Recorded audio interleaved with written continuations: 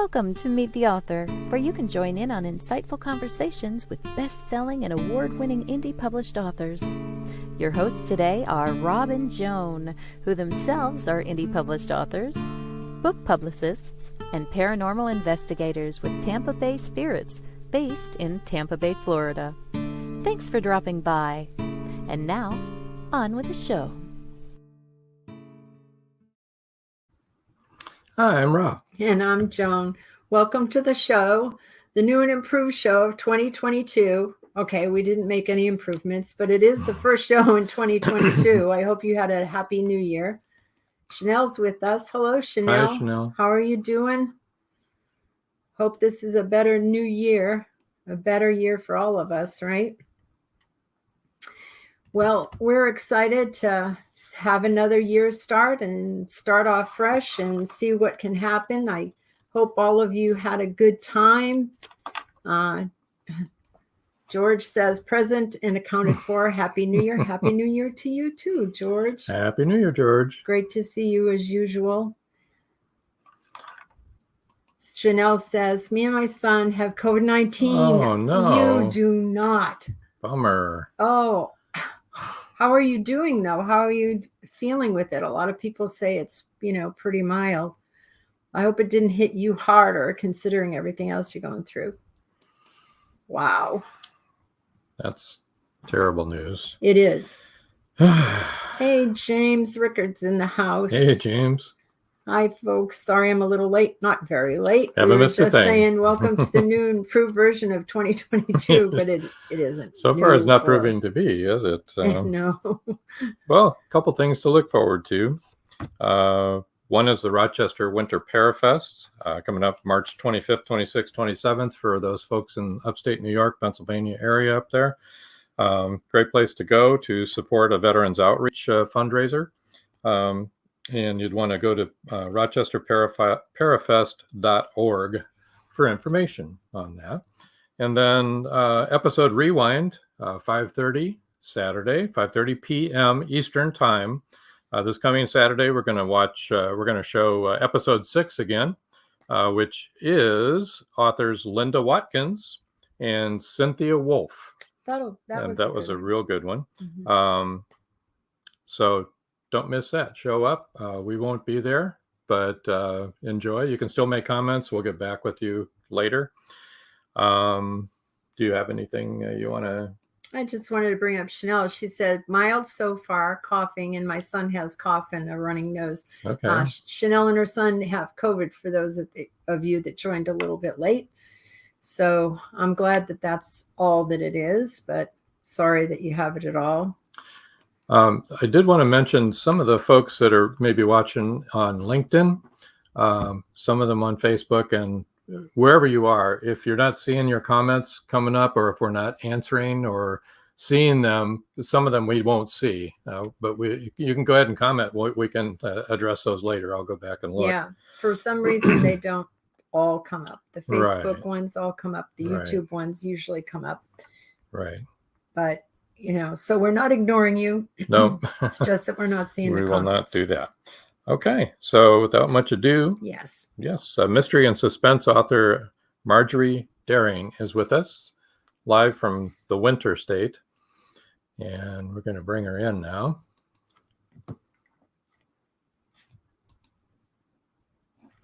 Go ahead. I'm sorry. Yes, we're going to bring her in now. There she is. Where were Hi, you? everyone. I'm sorry, What were you- Marjorie. That was me. I thought, well, at least I didn't do something. We couldn't find you. Here I am. There you are. Improved. Okay, Chanel says no cancer treatments until it's gone. So looking at another 2 weeks without. Oh, Well, Feel better, I guess Chanel. that's good. Hi, Susan Kites joined in us. the Hi, house. Susan. Hello, Susan. Glad that you're in the audience. Good to see you. Happy New Year.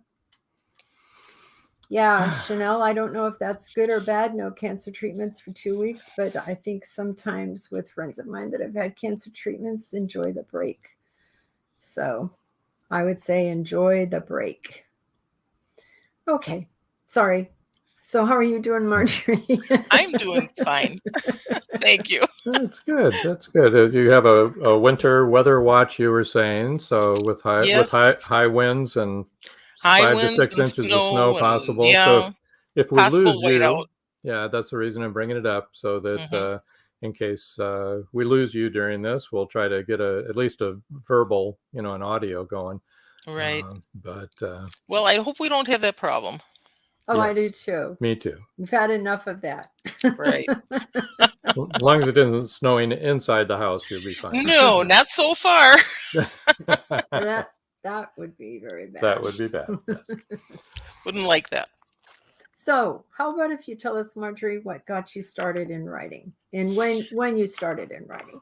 Okay, well, I started writing probably when I was in the single digits, and I think the reason I probably did do that was because of the unusual backdrop for my growing up. As it says in my author page, I do come from a golfing background. My father, my brother, my younger sister, 2 uncles, and 2 cousins are or were all PGA and LPGA golf professionals. And that Wow. all started with my dad. When I was just 10 months old, he moved our family from Milwaukee to little tiny Waterford with 1,000 people population at the time. And we moved to the golf course that he bought. It was an 18-hole semi-private course, Rivermore Country Club. And we lived there all of my life and my kid sister too. I mean, we just stayed there. And I realized that when I say that my father bought a country club, I imagine a lot of people might be thinking, oh, silver spoon in the mouth, lots of money in the family.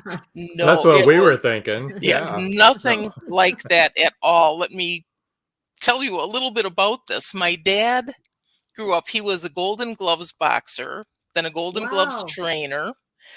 So he was athletic. And after that, let's see, he got his love of golfing, I think, from caddying at, I think it was Tuckaway Country Club in Milwaukee. And that's where he learned to love golf. And he worked in a factory, Kearney Trekker, I think it was, in Milwaukee.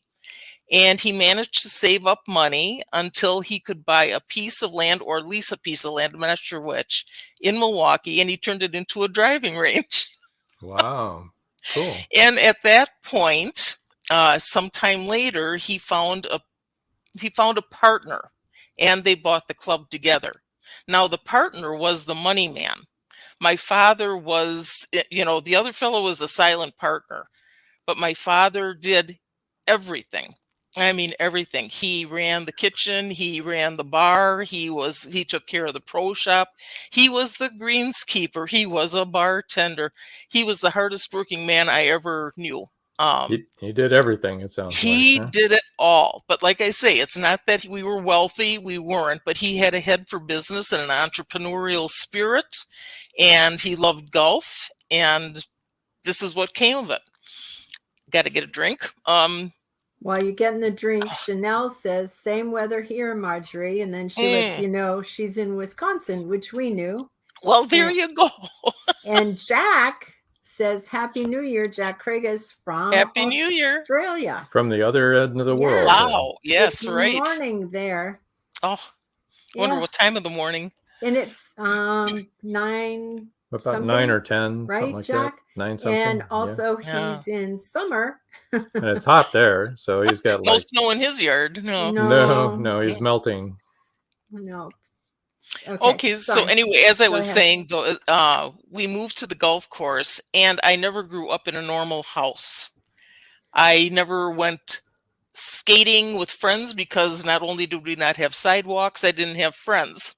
There was farmland all around the golf course, and there was no subdivision or anything like there was later on. So what I started to say, see, I'm losing my train of thought. My train only runs on the track sometimes. When we moved to the golf course, It was a beautiful building. It was a big, long, white stucco building with the red Spanish tiles, and we lived at one end of the clubhouse. And that one end of the clubhouse, we're talking about like 600, 700 square feet for our entire family, and it was one room. Oh, my So, goodness. like I say, no silver spoon, no fancy, no glamour, nothing like this. And I wouldn't have changed it for the world. I loved it. I absolutely loved doing this. The members were terrific people. I remember in the early years, we'd be sitting at the breakfast table having breakfast, and the members and other golfers would be walking on the path to the first tee, and they'd be waving in our window going, "Hi, Mary. Hi, Dick. Hi, kids." Look at this. Look at what Chanel said. My stepdad golfed there. Ah, how He neat. loves golf. Neat. That is so cool. What a small Yes. world. It is. Small Yes, world. it really Yeah, is. After That's all. crazy. Yeah, that is great. Isn't that nice to know? That tickles me. Yes, it Yeah. does. Yeah, that's pretty cool. But I anyhow, the lack of privacy drove my mother crazy. And I think partly that's why I am what I consider an introverted extrovert. I love having people around me. I'm very friendly, but I don't feel a great need to interact. I'm just happy having people around, because my dad would always say, "Don't bother the members." He'd tell all of us kids, "Don't bother the members." And the members were terrific. And my kid's sister, I remember her when she was like 4 years old. The members loved her. And I remember my Indeed. sister telling one of them, her favorite, she's, "My daddy says I can't ask you to buy me candy and soda anymore, but you can if you want to." Spoken like a true 4-year-old. There you go. Right. Genevieve says, Hi, hello, my Genevieve. friends. Happy New Year. Happy Hope you're Happy New not- Year. You're in New Jersey. Did you get a lot of snow where you're at? And we love you, Genevieve. Miss you. Go ahead, Marjorie. Well, anyhow, I don't know. Basically, it's just that I think I turned to writing because I didn't have a lot of friends or anything like this. My yeah. idea of a good time was jumping in the Jeep with my dad at the end of the day in the evening and going with him when he would go all over the golf course, setting up the sprinklers before he put in a, underground automatic watering system years later. But I would ride with him in the Jeep, and I'd open up the hatches where the faucets were, and I'd look for chameleons and lizards and whatever else I could That's find in cool. there. Or he'd be out there changing the cups on the greens. But that was my idea of fun. I enjoyed doing that. So So anyhow, Genevieve I says- think I'm sorry. Go ahead. Genevieve says, love you guys too. No snow by me, thankfully, because we heard New Jersey got Yeah. a ton Right. of snow. So, Yeah, Right. That's but good. she's really close to the water. Anyway, go ahead. Mhm. Finish. But anyhow, I started writing then, and my mother encouraged me. She really enjoyed that I was writing, and she was my support system even back then. She's been dead for almost 50 years now, unfortunately. She was a terrific woman. She was warm and caring and smart, but she had a big, wide Gracie Ellen streak about her. Oh, did she? She did. I've got Good to night, tell you. Gracie. Good night, Oh, Gracie. yes, she was so funny.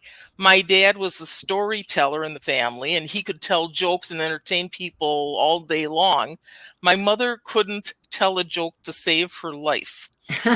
Before some party or whatever at the club that she was going to, she would pick out a joke and actually study it and practice telling it, and then go and she'd flub the punchline every time, and it made it funnier than the joke was.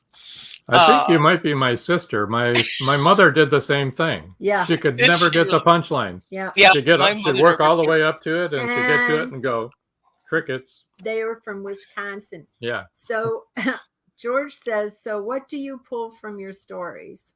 from 4-year stories. What do you I pull don't- from 4-year stories? I Is it- don't know. I Okay. like watching mysteries. I can't solve them. If you put a mystery book in front of me or a mystery movie, I can't solve the crime. But I think I'd make a better crook than a detective because I can write a mystery.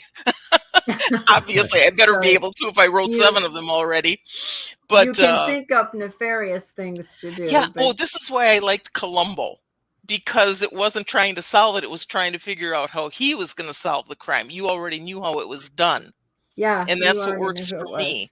was. Oh, But there that's- was a particular person that I had in mind for Ray Schiller in all of my books. okay. And I will never say who it is because All I like to right. let people figure, they have their own visualization of Ray Schiller. I mean, you can give the same people That's the same right. description, and Yep. everybody sees it a little differently. You're And absolutely I don't want to right. change their minds. You're absolutely right. Right. So Okay. this is the first book that we're talking about with Mhm. Ray, and it's Deer Crossing for those of you who Right. aren't watching That's but book are 1. listening. And That's it's a great. spelled DEAR, which was one of the first mistakes I made when I was writing this book. Because you're not supposed to use homonyms. It was perfect. Deer Crossing was perfect for my story, but I still think there are a lot of people who think I just don't know how to spell DEER. I got it right away. That's pretty silly, Did you? isn't Oh, it? Yeah. good. Of course, you meant deer.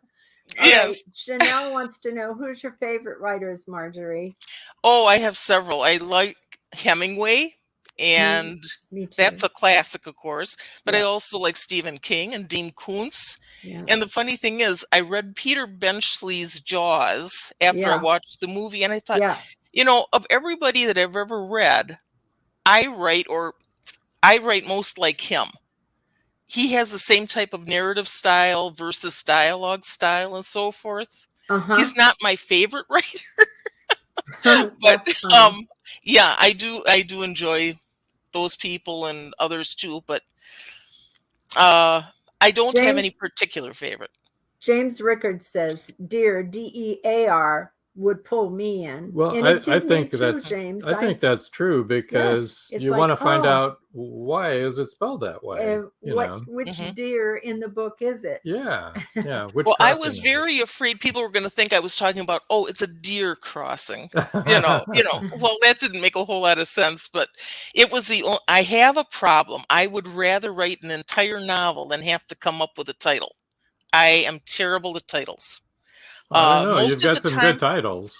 Well, I'm glad you think so, but I was never satisfied with most of the others. And Oh, I really? didn't come up with the titles until after the book was finished. It was like, well, now you have to make up your mind. What are you going to call it?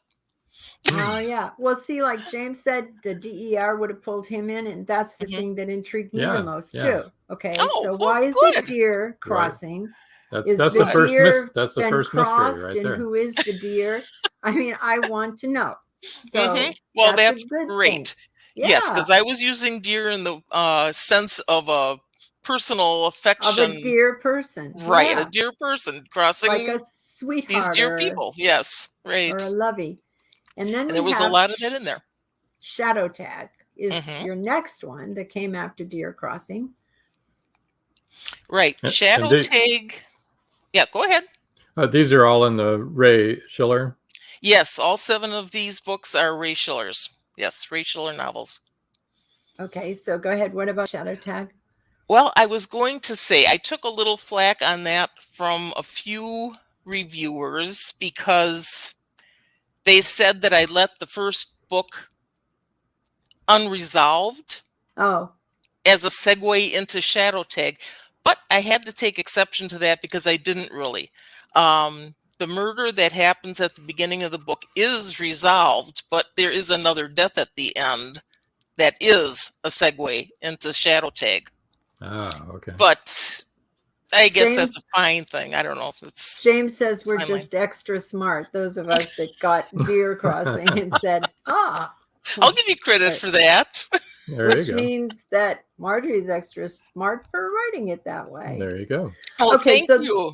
You're welcome. So they didn't like the idea that you had an unsolved murder at the end of your book, Like a Mhm. cliffhanger, right? but it was a cliffhanger. Right. Yeah. Right. But I did solve the original mystery. Yeah. And the death at the end it was right there at the end. I mean, it wasn't a big part of the story, so I didn't feel guilty about that at all. Good. So at Good. the beginning of Shadow Tag, boom, you're right back where you left off at the end of Deer Crossing. Right, right. And Suzanne says, you can't please everyone. Boy, that's for Suzanne, sure. you're No, so you Hi, sure Suzanne. can't. glad to have you in the audience, Suzanne, and your comments. We love everybody to comment. That's you know what? That's so true what Suzanne just said. You can't please everybody. No, you can't. No. And you have to write what you feel and what you think, and you have to write the way that you write, you know? Right. I was happy with it. I didn't feel guilty at all about that. And like Well, I say, good. it was just one or two comments, but yeah, I didn't feel like I shortchanged anybody or tricked anybody into reading the next one. But No, but it sounds like you're being targeted. very good, Rob. Right. Which is the next book? Segue. Segue, you said it. Right. This was an exciting one. This was a lot of suspense. There is a murder. It begins off with a murder. I will tell you, I love the idea that struck me at the beginning of this. Ray is called to a murder investigation and finds out that the prime suspect is somebody he knew in his past, a young, beautiful woman from his past.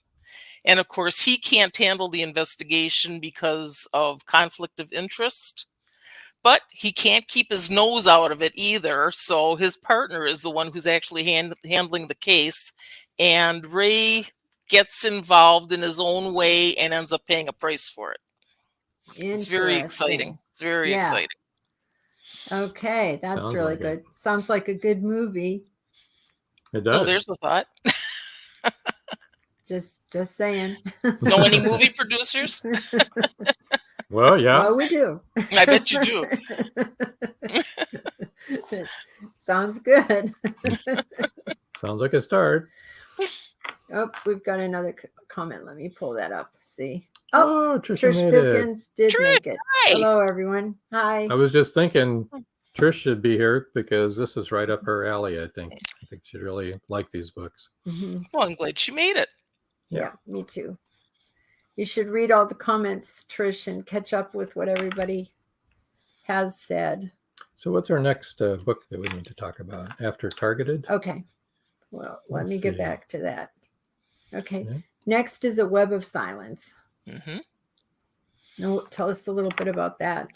Okay, Web of Silence. Oh no, here comes our cat. Oh, That's okay.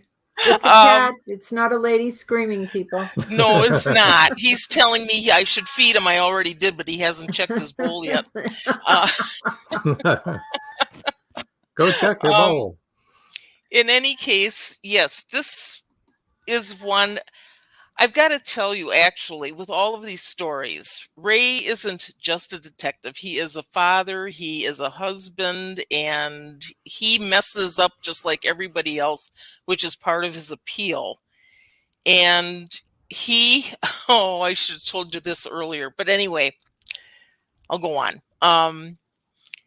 His wife did have a brief affair that you learn about in Deer Crossing. Oh. And it resulted in, well, never mind. I'm not going to say anything more about that. But anyhow, Ray has this in the back of his mind in his history. And when people frequently are quiet, they don't want to talk to the police about this or that or the other thing. But it's when his partner, Dick Waverly, starts shutting down and not talking to him that he really starts to worry. Something's wrong and he's not telling me what it is. And something's going on with his wife and she's not saying what it is. And it's about a lot of his doubts coming through. It's my daughter-in-law's favorite book. That's She cool. liked that element of it. But like I say, it's not always just about the investigation. A lot of it involves Ray and just Ray the man, which is something I don't see often enough in other detective books. Right. Suzanne says cats and mysteries go perfectly together. Well, it's a mystery to me while he keeps meowing all the time. And Susan Kite said the covers are really terrific, and I think that it is. Okay. Thank you, Susan. And Trish says it's a very cool cover. And George says, and I'm going to take a big guess here. He said an affair. Was her name Deborah? No. Wife number 3? Number 3, George. Maybe. Maybe. We'll find out. Yeah, that's true. I like that, to know who the man is and what's going on in his Yes, I life. mean, Ray See him as a isn't. whole person. Yeah, Ray is not James Bond. He's not Superman. He's just a man like every other man, and he's very good at his job, but he doesn't always pull off all three of his, he doesn't pull off husband, wife, detective perfectly. And I think that's part of his appeal. Yeah. And it's part of life, isn't it? Before we get much further, let me bring up some of your. I was going to say, why don't we take our commercial break and do that when we come back? Take our commercial break? All right, we can do that. And launch the book giveaway when we get back. Okay. Everyone stay tuned. We're going to take a little break. A short commercial break. Short commercial break. And stay tuned. When we get back, we're going to discuss the rest of her books and do our book giveaway. And I'm going to let you know where to reach her. And give you all the contact information you're going to need. Right. Okay. So here we go. Bye. Many secrets are hidden within the darkness of the jungle. Behold, this one about a man, a woman, a black jaguar, and an ancient Maya legend. Two Faces of the Jaguar is a novel by George Dismukes that will take you deep into the jungle and capture your imagination until the last word. Two Faces of the Jaguar is book one of a trilogy. Two Faces of the Jaguar, where only the adventurous dare to read. Two Faces of the Jaguar, The Lost City, and The Jaguar's Quest are available on Amazon.com, Barnes & Noble, and many other bookseller websites. Two Faces of the Jaguar, the book people are talking about. Get your copy today.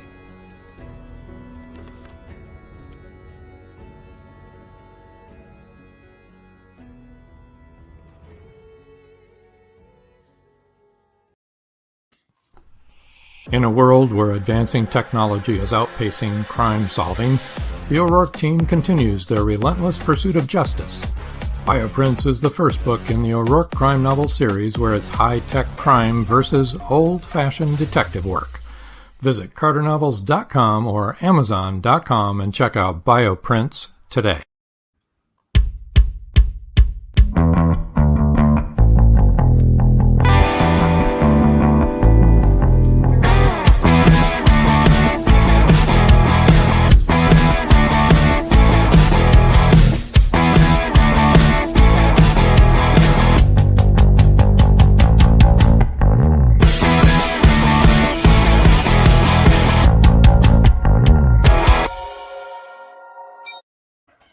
Hello. We have a few comments here. So we said, if, Deborah was the third wife, George says, yep. And then he says, AKA the Fleecy Connection. And then Jenny, hi, Jenny. Welcome to the show. She said, I love the commercial. Great job, George Dismukes. It is very good, Jenny. We love it. Okay. How about the book giveaway? And then you can go over the... All right. You can do the book giveaway, and then I'll go over all of her. So everyone's been anxiously awaiting this one, I'm sure. Here we go. The book giveaway. The first 5 people to email marjoriedaring99@gmail.com will win an ebook copy of choice. Any one of these wonderful books we're talking about here today. Yeah. And you can go on Indie Booksource to her page. Right. On Indie Booksource, and you can see them all. Of course, you can go and look on her Amazon page also. Right. But she does not have a website, so that's why I said go to Indie Bookstore. Right. Shame on me. That's what you have us for, right? It's not a requirement. No. To be a good author. So her Facebook page, though, is marjorie.daring. And that is spelled like this, MARJORIE.DOERING. And of course, like I said, you can find her on her own page on indiebooksource.com. Find all of her books. Find out a little bit about her. On Twitter, you can find her at Marjorie Daring. On Pinterest, she's on pinterest.com/JORIEDO. All right. And for those of you, you all know how to spell Pinterest and .com. I would hope so. And then you can find her on LinkedIn, Marjorie-Deering-B112A332. Woo. Okay. And Oh, her email. The most important thing, if you want to get one of the free books, MarjorieDeering99@gmail.com. Yes, please use that one. I go to the email all the time. MarjorieDeering99@gmail.com. And Marjorie prefers that is the way that you get in touch with her, because she actually keeps up with that more There than you the go. other I do. places. Yes. There you So go. I'll be sure to see. Right. Great. Okay. We have one more comment ready. Oh, Jenny says, hi, Jonah. Hi, Jenny. Hi, Jenny. Good to see you here, really. And I was going to tell you before I lose my train of thought, like I said, but I started writing early, but it wasn't until I was like 40 years old that something clicked. And that was, I have a terrible habit and I haven't been able to break it all my life. I'm still trying, but I cannot write the story down and then edit when it's through. I write a paragraph, I go back and go, that's not the right word. That's not the right phrase. I can do this better. And it's a terrible thing to do, but I cannot shake it. So when I used to write on a typewriter or whatever, I would have so many strike throughs or whiteouts or whatever that by the time I finished the page, I couldn't read what I wrote. My husband was in computers all his life. That was his career. And one day we were doing some errands and he said, I have to stop at work for a while. And he said, here, sit down at a computer and just monkey around while you're waiting for me. Well, it scared me to death. He said, don't worry, you're not going to erase any data or anything. He said, just, monkey around with that. And I discovered what a clean copy looked like. Yeah, it's pretty nice. Amazing. I mean, to me, that was such a revelation. It was like, oh my gosh. So he got me a computer and things started picking up. You say you basically go along and do your editing at the same time, so you don't have an overwhelming task at the end, right? Well, it's still pretty overwhelming. It is. You still have to go back and look at it. Right. But at least I can see what I wrote. George says, I use the same method, don't apologize. And I was going to tell you, we use the same method. Do you? We constantly edit, as we're writing the book. And then we go back and edit afterwards again. Let's see. Susan says, amazingly, I can win Nano, but still have to go back and edit while I draft. Yeah. Oh. Yeah. It just seems like it takes so much longer, though. Yeah. I mean, if you would just get it down on paper. Oh, yes, it does take the right way first time, right? Yeah, that'd be nice. Sure does. Yeah. But then things started falling into place after that, though. It was really weird. I mean, I started being able to write because I had the clean copy. Yes. And it made a world of difference. Sure. And then things really started picking up when my husband retired and we moved farther up north. Yeah. It was really weird. I joined a site called Fan Story, and I think it's still out there. And I would recommend it to beginning writers because it's really helpful. It's FANSTORY. And like I say, I think it's still in service. But it's mostly beginning writers, and you get critiques from one another, from things that you submit. They do contests. It's just a good site. People should check it out. So I started doing that, which was good. Then my husband saw an article in a local newspaper for a short story competition in Spooner, Wisconsin, which was like 30 miles away. And I went to that. And that's where I met Marla Madison, who belonged to a writing group, a critique group. And through her, I ended up joining. And that was fantastic. I would recommend that to beginning writers too. Well, not even beginning writers. Writing groups are wonderful. they're so supportive of one another, and you get the critiques, and it keeps you writing, because every week we had to submit so many words for the meeting the next week. It was wonderful. Then, and like I say, it was like everything was falling into place. It was shortly after that I saw an ad in the paper for, it was a production company called Dark Knight Productions. Oh, yeah. And they were looking for one-act plays for a competition. And they wanted one-act plays done in the style of Rod Serling. And I always enjoyed his programs. So I decided, what the heck, I'm going to do it. And the top 3 winners were going to have their play actually produced one night by the production company in Chicago. And I was one of 3 top finishers. Oh, that's so That cool. was exciting. That was such fun. The people only had a day, the actors only had a day to learn the lines and actually go through the rehearsals. And then that evening they held that for an audience. It was such fun. Oh, for sure. I enjoyed it so much. And after that, I started writing Deer Crossing. Awesome. Pretty So it was cool. just like boom, boom, boom, boom. But it took a long time for me to get, for the stone to start rolling down the hill for me. Right. Right. There you go. But I think probably as you've spoken with other authors, you find out everybody has pretty similar thing. Nobody Bumpy just- roads. Yeah. Yeah, bumpy roads. Lots It of takes delays a while. and- Yeah. The But first I'm like the stories Grandma I wrote, Moses. I feel like Grandma Moses writing or something. well, yeah, so are we. I started writing in hand. I wrote by hand. Mhm. Wrote on Wow. Yeah. like this. Yeah. A lot of people don't do this anymore, but I do. Yeah. Well, whatever works for you. This is a pencil. Yeah. Mhm. No, we don't do that anymore. It We has do an on the eraser computer. on it. Yeah, well, you don't write our books that way, but No, but I do think we have some manuscripts that were handwritten. yeah. Wow. We still have them from long ago. Well, at least that way you can do that any place you are.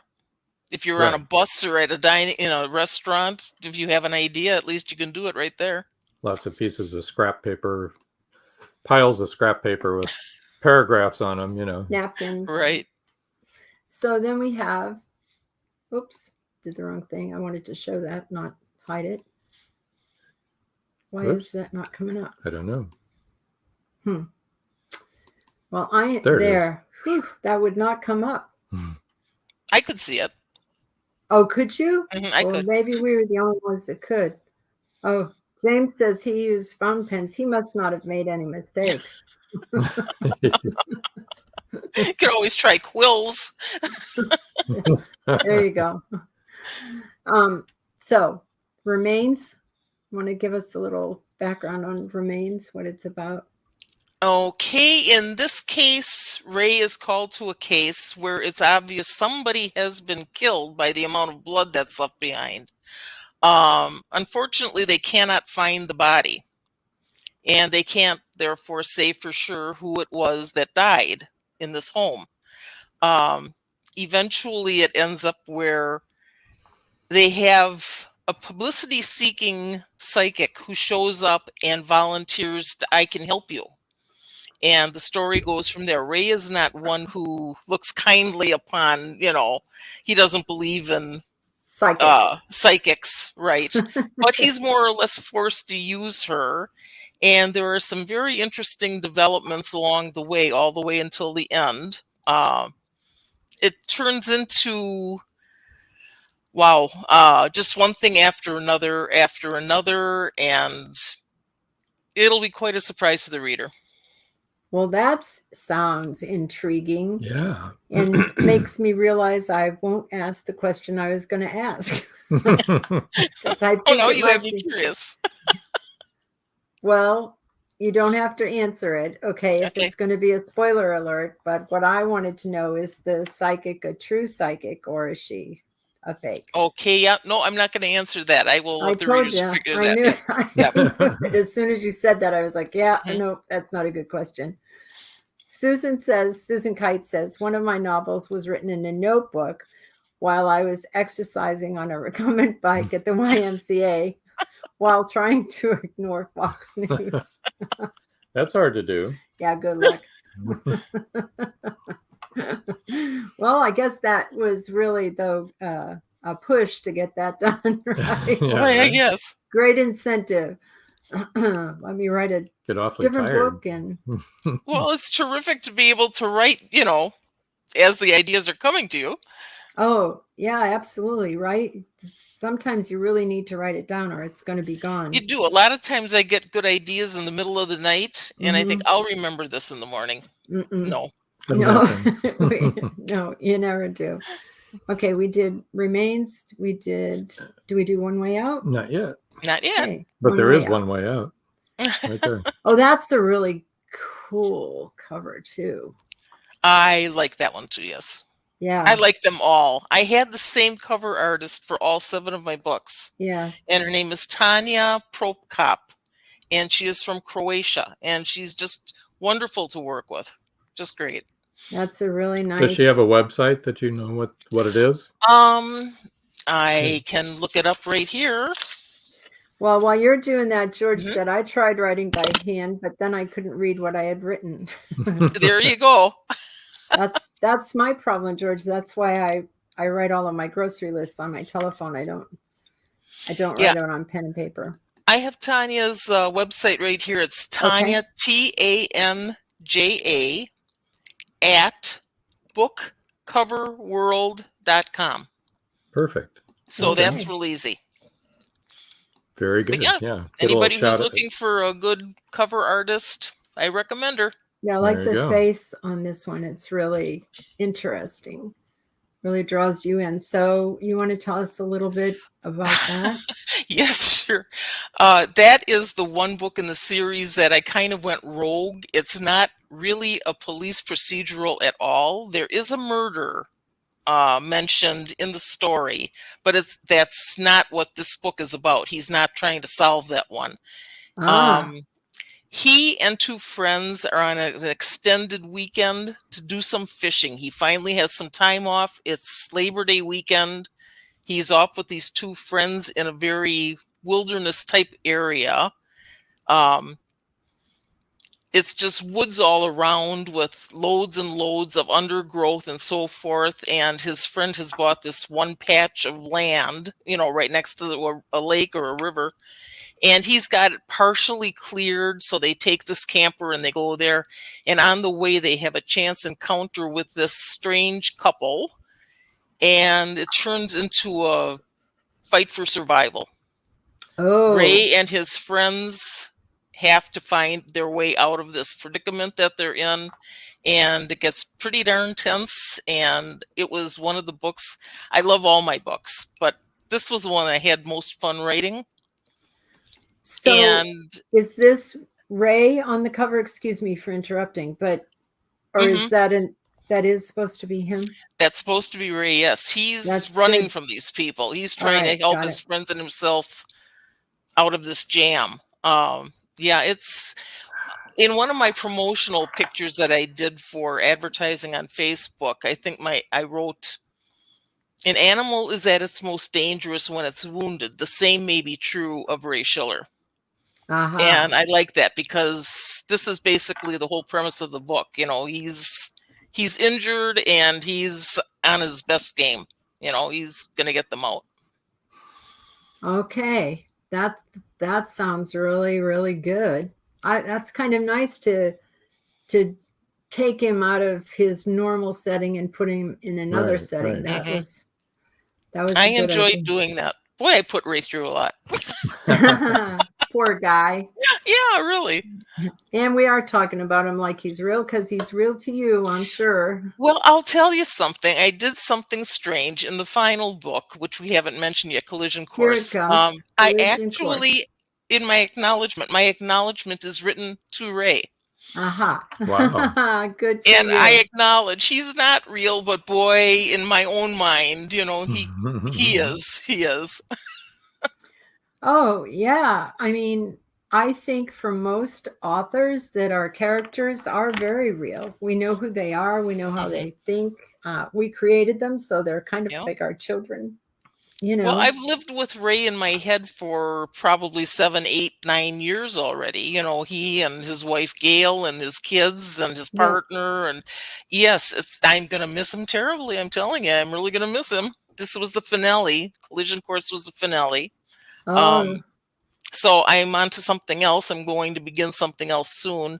In Collision Course, the story behind that is Ray doesn't know it, but he has an enemy that was told a lie 10 years earlier, and the hatred has just grown and grown and grown. And Ray doesn't know this enemy even exists. And when he is sent to do an investigation into the Libby Bates case, they cross paths. And the consequences of that are pretty startling. that's And the that's what that collision. book is about. Wow. That So it's sounds about the sounds murder good. investigation, and it's also about his relationship, you know, with this other business with this secret enemy, let's call him. And I don't want to say who. No, we don't want any spoilers. Well, let me just go through all of these books again. I'm not sure we actually talked about the title so much. I'm not sure we mentioned what Deer Crossing is about. Do you want to talk? Well, I'll tell you what. In Deer Crossing, besides the spelling thing, I was afraid that with the axe, it's my favorite cover of all. But the axe, I think, gives people the impression that it's a bloody, gory story, and it's really not. It really isn't. But it's so appropriate to the story that I left the axe on there. I had Tanya leave that.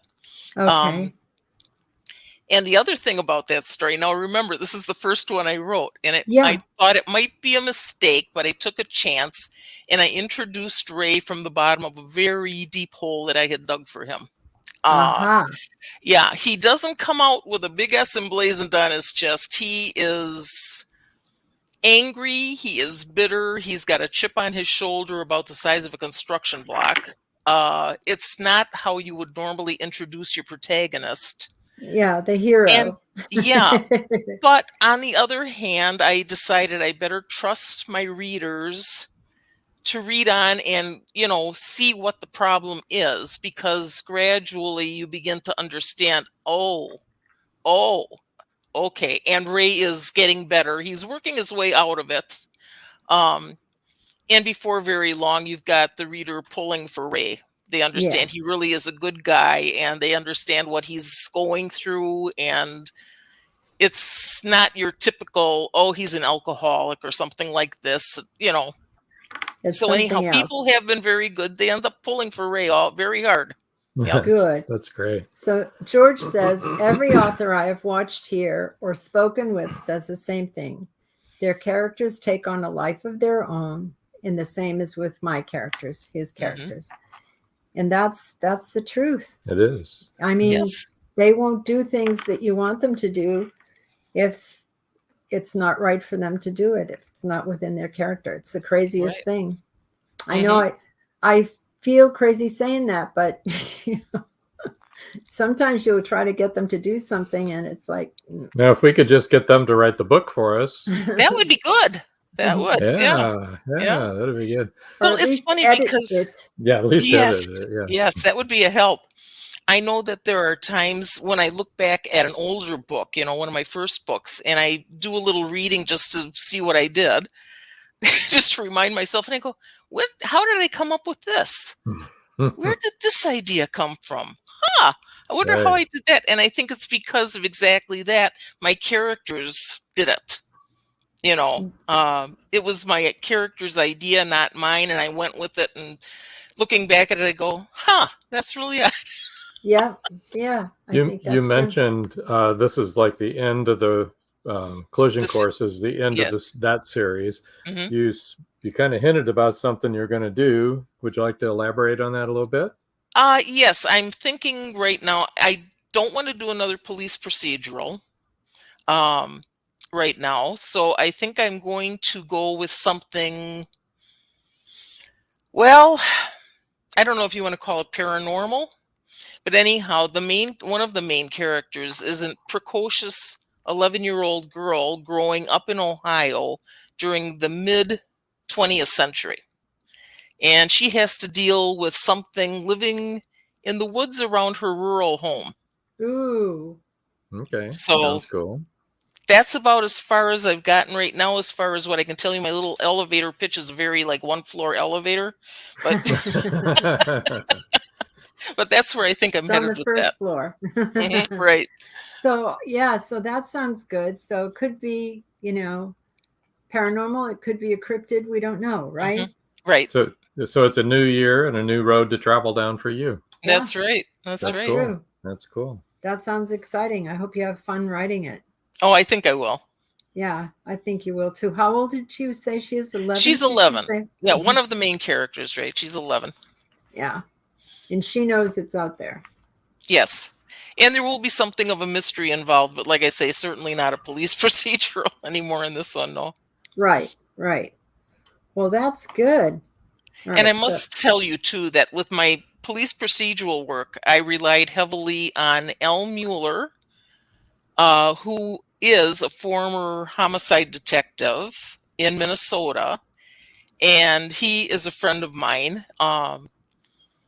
And he got out of police work, and he has his own photography business now called Muddy Waters Photos. And he is absolutely wonderful, and I owe a lot of thanks to him for all of these books, because he was my go-to man when it was a matter of police procedure. I would ask him, okay, in this situation, is this right? Is that right? And he would keep me on the straight and narrow. So even though I don't have a police background, I had somebody who certainly knew what he was talking about. But he knew you were an author and writing Yes. a book, but you weren't yes. you weren't planning crime. Oh, he knew. Okay, all right, good. As it turned out, see, this is where I'm saying things fell into place. His wife is somebody my husband worked with on the job. Uh-huh. And after I started writing this book, my husband said, well, Pam's husband used to be a detective. There you go. And then we got to know each other, and the four of us are friends, and it's just been a wonderful association, and he's terrific. Was he a homicide detective? Yes. Mm-hmm. Wow. Mm-hmm. It was terrific. Everything fell into place. That's perfect. Mm-hmm. I often worry when I'm doing research, if anyone's looking, what they're thinking. what we're doing. What is the best untraceable poison? I was worried for a while. Yeah. Well, that's true. A lot of us probably have the government watching us and going, okay, keep an eye on this person. Did you see their browsing history? Exactly. And Big Brother is watching, so. Yeah. But believe me, nobody could watch everything that goes. Oh my gosh. On always, all the time. Just keywords, I suppose. Yeah. I'm sure they flag keywords. Right. Yeah. I won't say them. Good. Okay. I might think them sometimes, but I won't say them. There you go. Well, I had an awfully good time writing all these novels with Ray. Oh, that's good. Like I say, I'm going to miss him a lot. Yeah. So it's a little bittersweet.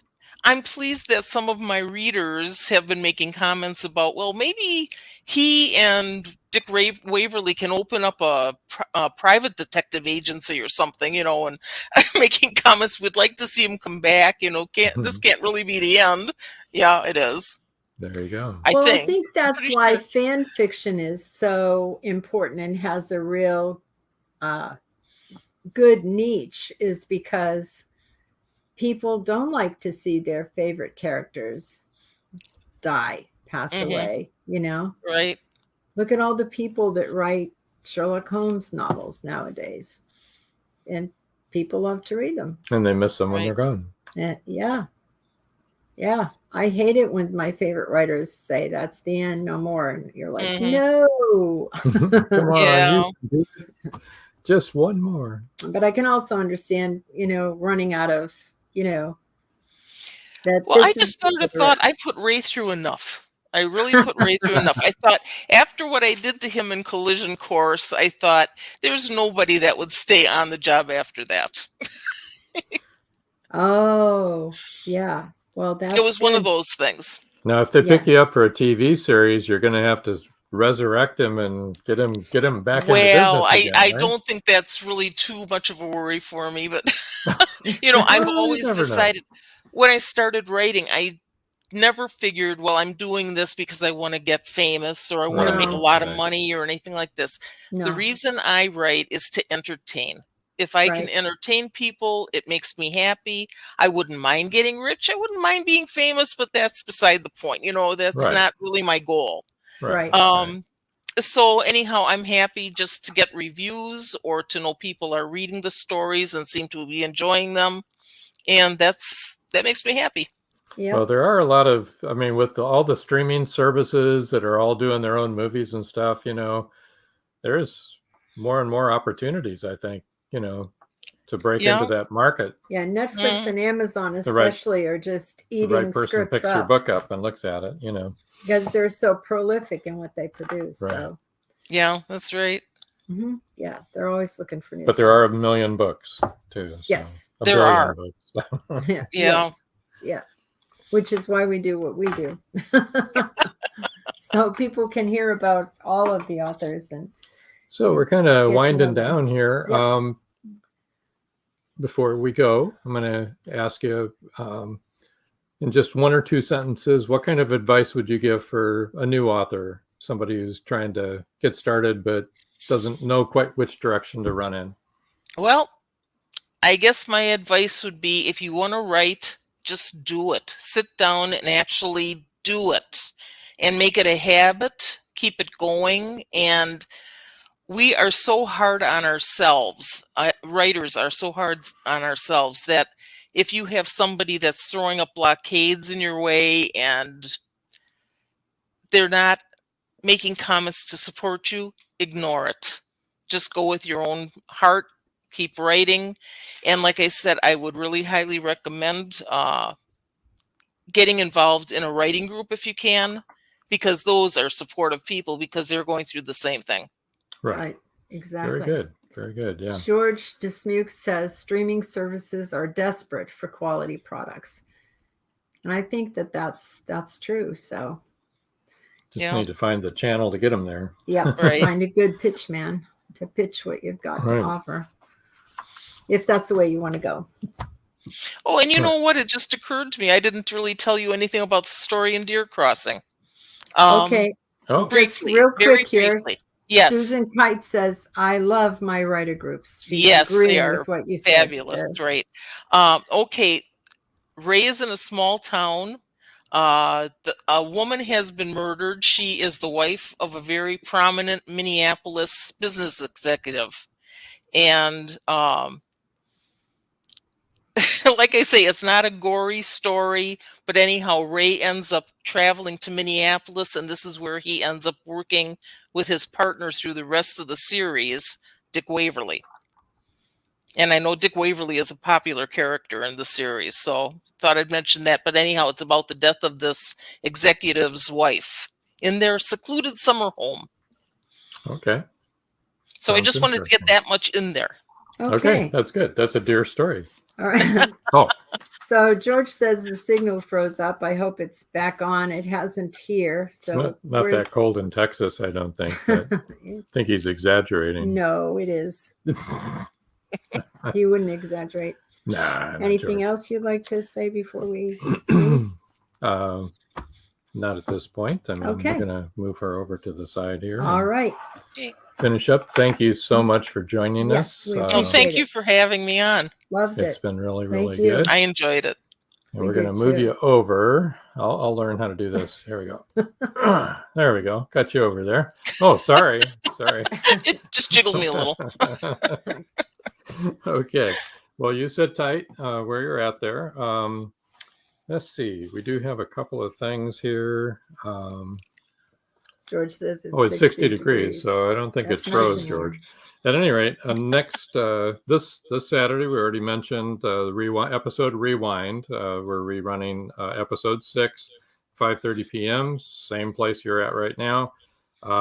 Next Wednesday, we're going to have a pre-recorded show, one that we tried running back in December, I think, or maybe, yeah, I think it was early December for Wendy Scott, but but StreamYard had a problem and they've since fixed it. So we only showed like maybe 10 minutes of that before. So we're going to show the entire show. It's really a good show. I think you'll all enjoy it. She's from New Zealand and she's a very good author as well. The 19th, we have Joe Conjol, who's usually in our audience, and he's going to be joining us for that evening. And on the 26th, we're going to have Gennaro Torres Celis on the 26th. And every Saturday, 5:30, episode rewinds. We're just going right down the roster on that. So one other thing I wanted to say here is, if you get a chance, get over to our store. Here's our latest edition, So Little Time, So Many Books. So just go to indiebooksource.com and go to the merch store tab, and you can see what all designs we have there. And they're all reading themed designs. And author themed. And authors, writers, writing, reading, and arithmetic. No arithmetic. Everything to do with books. Everything to do with books. So some fun stuff, hoodies, t-shirts, mugs, totes, all sorts of stuff. So, okay. So do you have anything else you would like to add? Nope. I think that's it. All right. Then I think we shall get ready to disappear here. Thank you very much for watching, everybody, and we'll see you next week. Until next time. That's all, folks. Bye. Thank you for joining us here on Meet the Author. Make sure you stay up to date with our show by clicking like, follow, and share. And you can find us on Spotify, iTunes, and more. See you next time on WLFE-DB.com.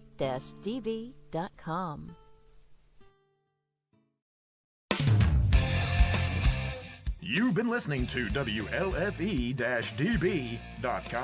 where our shows are your shows.